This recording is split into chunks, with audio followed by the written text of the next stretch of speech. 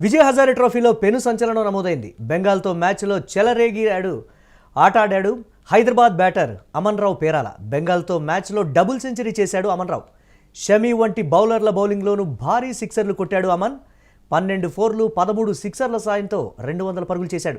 హైదరాబాద్ తరపున లిస్ట్ ఏలో double century చేసిన తొలి ప్లేయర్గా రికార్డు సృష్టించాడు. అమన్ రావు స్వస్థలం కరీంనగర్ జిల్లా వెన్నంపల్లి గ్రామం. ఐపీఎల్ మినీ వేలంలో రాజస్థాన్ రాయల్స్కు అమన్ రావు ఎంపికయ్యాడు.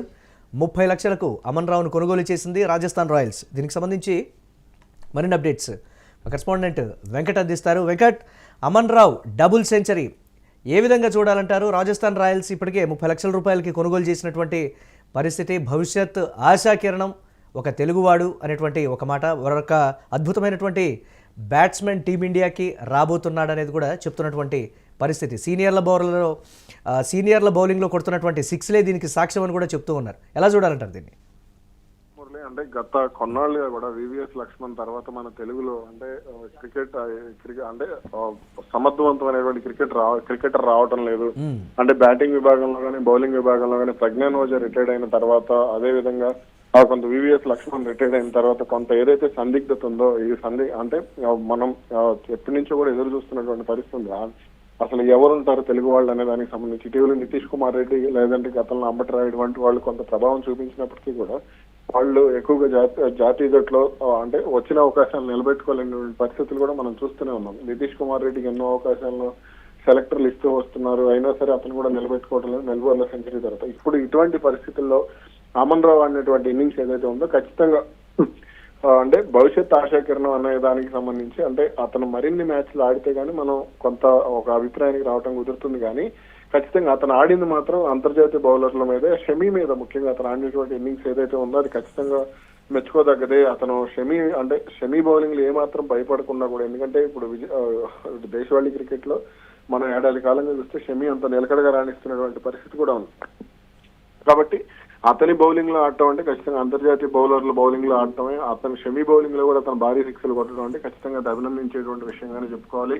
ఇక అతను బ్రేక్ చేసినటువంటి రికార్డు చూస్తే లిస్ట్ ఏ తరఫున హైదరాబాద్ తరఫున లిస్ట్ ఏ క్రికెట్ లో డబుల్ సెంచరీ చేసినటువంటి తొలి ఆటగాడిగా, అదేవిధంగా ఓవరాల్ గా 9వ ప్లేయర్ గా కూడా అతను రికార్డు అయితే సృష్టించాడు. ఇటీవల కాలంలో మనం చూస్తూ వచ్చాం ఈ దేశవాళీ క్రికెట్ కి సంబంధించి యువ ఆటగాళ్లు కొంత అంటే ఐపీఎల్ ప్రభావంతో రాణించే ప్రయత్నం చేస్తూ వస్తున్నారు. అయినప్పటికీ కూడా వాళ్ళకు సరైన అవకాశాలు రావటం లేదనే కామెంట్ కూడా మనకు వినపడింది. కానీ ఇప్పుడు ఇట్లా వచ్చిన అవకాశాలను నిలబెట్టుకోవడం మాత్రం ఖచ్చితంగా అభినందించే విషయమే. ఇతను మిగిలిన మ్యాచ్ల్లో కూడా ఇదే స్థాయిలో రాణించాల్సి ఉంటుంది. అంటే ఏదో 1-2 మ్యాచ్ల్లో ఆడటం కాదు.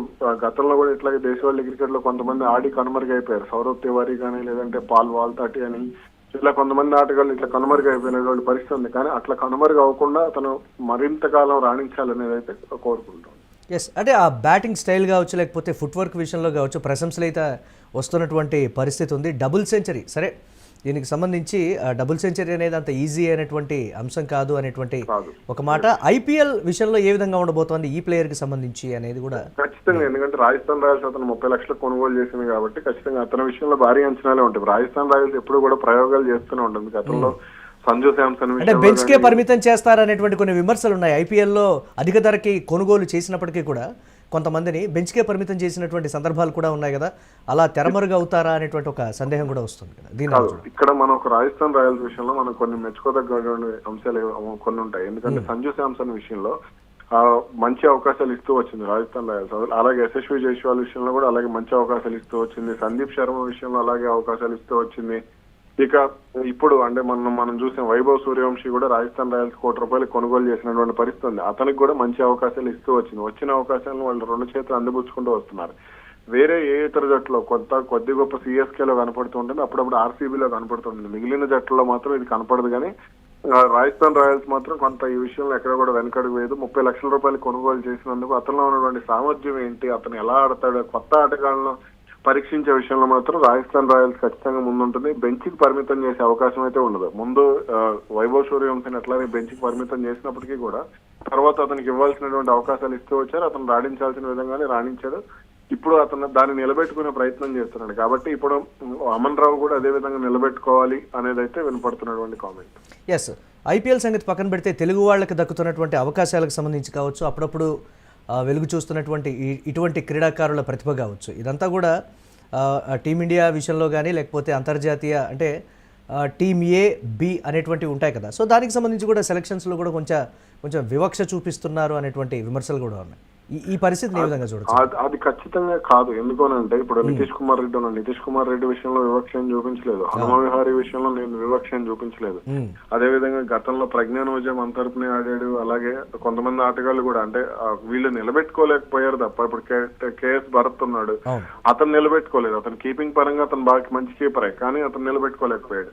ఇలా అంటే ప్రతి జట్టుని కొంత దక్షిణాది రాష్ట్రాల నుంచి కొంత దీనికి సంబంధించి వెనకడుగు ఉంటూ ఉంటుంది, కానీ దానికి వివక్ష అనేది ఆ పదాన్ని మనం మాట్లాడలేము. ఎందుకంటే ఇప్పుడు దక్షిణాది రాష్ట్రాల్లో గతంలో తమిళనాడు నుంచి కూడా కొన్ని విమర్శలు ఉండేవి, అదేవిధంగా కేరళ నుంచి కూడా కొన్ని విమర్శలు ఉండేవి.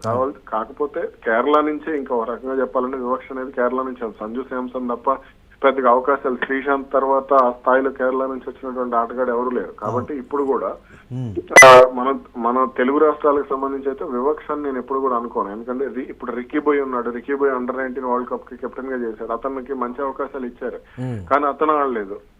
అలాగే మరి కొంతమంది ఆటగాళ్ళు ఇప్పుడు నితీష్ కుమార్ రెడ్డి కూడా అతనికి ఆస్ట్రేలియాలో సెంచరీ చేశాడు. అతను ఆ తర్వాత ఎక్కడ కూడా రాణించలేదు. ఇంగ్లాండ్ లో కూడా అతనికి మంచి అవకాశాలు ఇచ్చారు, అతను రాణించలేదు. అదే విధంగా ఇప్పుడు హనుమ విహారీ గాని కేఎస్ భరత్ ఇలా కొంతమంది ఆటగాళ్ళు వీళ్ళకి ఎన్నో అవకాశాలు ఇచ్చారు. హనుమ విహారీకి ఎన్నో అవకాశాలు ఇచ్చారు. అతను అనవసరమైనటువంటి విషయాల్లో తలదూర్చి అతను కొంత ఇబ్బంది పడ్డాడు. అదే విధంగా ఇప్పుడు కేఎస్ భరత్ కి సంబంధించి చూస్తే కొన్ని సిరీస్లు రిషబ్ పంత్ గాయమైనప్పుడు రిషబ్ పంత్ కొన్నాళ్ళు దూరం అయినప్పుడు ఎంతమందిని చివరికి ధ్రువ్ జురేల్ నిరూపించుకున్నాడు. కాబట్టి ఇదంతా కూడా క్రికెట్ కి సంబంధించి ప్రాంతీయ వివక్ష అనే పదం మనం మాట్లాడకూడదు. అంటే అవకాశాలు వచ్చిన అవకాశాలను ఒడిసి పట్టుకుంటే మాత్రం ఖచ్చితంగా మంచి అవకాశాలు ఉంటాయి. కేఎస్ భరత్ ఖచ్చితంగా ఆ రోజు ధ్రువ్ జురేల్ కంటే ముందు కేఎస్ భరత్ కి వచ్చింది అవకాశం, కానీ అతను నిరూపించుకోలేదు. ఇప్పుడు తిలక్ వర్మకు అవకాశం వచ్చింది. తిలక్ వర్మ చాలా అద్భుతంగా రాణిస్తున్నటువంటి ప్లేయర్. కాబట్టి ఇవన్నీ కూడా మనం మాట్లాడుకోవడానికి సరిపో ఆ కామెంట్ అయితే కరెక్ట్ కాదనుకుంటాను నేను. Right thanks for updates Venkat. ఇక విజయ్ హజారే ట్రోఫీలో పెను సంచలనం అయితే నమోదైంది. బెంగాల్తో మ్యాచ్లో చెలరేగి ఆడాడు హైదరాబాద్ బ్యాట్స్మెన్ అమన్ రావు పేరాల. బెంగాల్తో మ్యాచ్లో డబుల్ సెంచరీ చేశాడు అమన్. షమి వంటి బౌలర్ల బౌలింగ్లోనూ భారీ సిక్సర్లు కొట్టాడు అమన్ రావు. 12 ఫోర్లు 13 సిక్సర్ల సాయంతో 200 పరుగులు చేశాడు. తను 150 పరుగులు చేసేటప్పుడు కూడా 150 పరుగుల్ని రీచ్ అయ్యే సమయంలో అతను 6 కొట్టి 150 పరుగుల్ని రీచ్ అయ్యాడు. డబుల్ సెంచరీ చేసేటువంటి సమయంలో కూడా సిక్సర్ కొట్టే డబుల్ సెంచరీ సాధించాడు అనేటువంటి మాట. ఆ సమయంలో ఏ బ్యాట్స్మెన్ కూడా రిస్క్ చేయడం అనేటువంటి పరిస్థితి ఉంది. కానీ తన మీద ఉన్నటువంటి నమ్మకంతో అమన్ 150 పరుగుల వద్ద అలాగే 200 పరుగుల వద్ద తను చేసినటువంటి రిస్క్ 6తో దీనికి సంబంధించి 200 పరుగుల మార్కును అందుకోవడం కూడా ఒకంత ఆశ్చర్యం కలిగించింది. హైదరాబాద్ తరపున లిస్ట్ ఏలో డబుల్ సెంచరీ చేసిన తొలి ప్లేయర్గా రికార్డు అయితే సృష్టించాడు. అమన్ రావు స్వస్థలం కరీంనగర్ జిల్లా వెన్నంపల్లి గ్రామంలో. అలాగే ఐపీఎల్ మినీవేలలో రాజస్థాన్ రాయల్స్కు అమన్ రావు ఎంపికైనటువంటి పరిస్థితి ఉంది. 30 లక్షలకు అమన్ రావును కొనుగోలు చేసింది రాజస్థాన్ రాయల్స్.